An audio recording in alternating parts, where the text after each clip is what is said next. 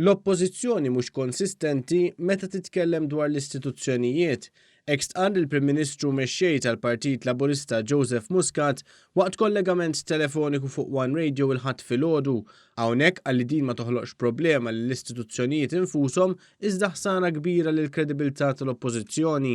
Tagħmilha diffiċli għall-oppożizzjoni taħdem f'serenità għaliex m'għandix idea ta' xi tfisser konsistenza u tbiddel il-pożizzjoni tagħha kull ġimgħa jew kull 3 ijiem.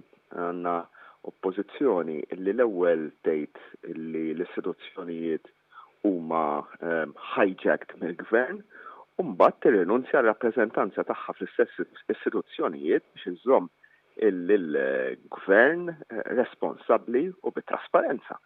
Huwa rrefera għal kif rappreżentanta tal-oppożizzjoni qalet li se tirreżenja mill-awtorità tal-ippjanar u r-rappreżentant fl-awtorità tal-artijiet kien qal li jrid jibqa' biex ġimagħtejn wara bidlu l-pożizzjoni. Saħaq kif hawnhekk tidher ċara l-kontradizzjoni hekk kif qed jiġġustifikaw din id-deċiżjoni b'deċiżjoni li ilha li ttieħdet xhur.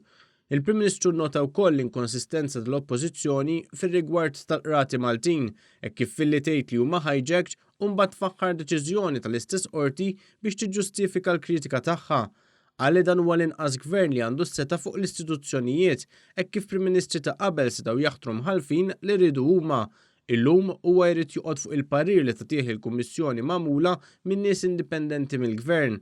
Mistoqsi dwar it-tbassir tal-ħarifa tal-Kummissjoni Ewropea, il-Prim Ministru nnota li dan qed jgħid li għas-sentejn li ġejjin Malta se jkollha t-tieni l-akbar tkabbir ekonomiku fl-Unjoni Ewropea. Hija l-Kummissjoni Ewropea illi qed tgħid illi l-pjan ekonomiku tal-Gvern qiegħed jirnexxi u ħankomplu mixjin biex dan ikompli jirnexxi billi noħolqu aktar xogħol li x-xogħol ikun iħallas aktar li n-nies ikunu jistgħu jkollhom kwalità ta' ħajja aħjar li neqirdu għal kollox il-faqar mill-pajjiż li nżidu l-pensjonijiet, li nżidu s-servizzi soċjali, dawn huma kollha għanijiet li nistgħu nilħquhom jekk l-ekonomija tkompli mixja il qudiem. Innota wkoll il-bżonn li tkun indirizzata d-differenza fil-pagi tan-nisa u tal-irġiel. Filwaqt li rrefera d-diskussjoni fil-Parlament dwar il-liġi tal-ugwaljanza, saħaq kif issa li fis-servizz pubbliku għandna sitwazzjoni prattikament ugwali, il-Gvern irid jara x'inhuma s-sitwazzjonijiet f'setturi oħra.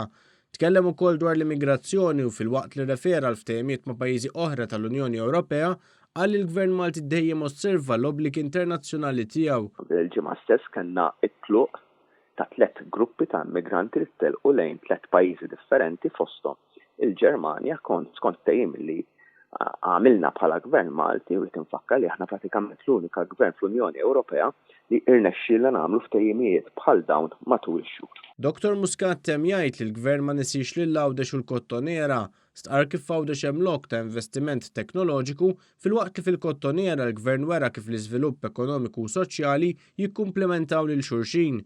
Dan filwaqt li rrefera għal ċerti problemi ambjentali fil-kottonera li l-Gvern irid jindirizza fosthom it-tankijiet ta' rikazli.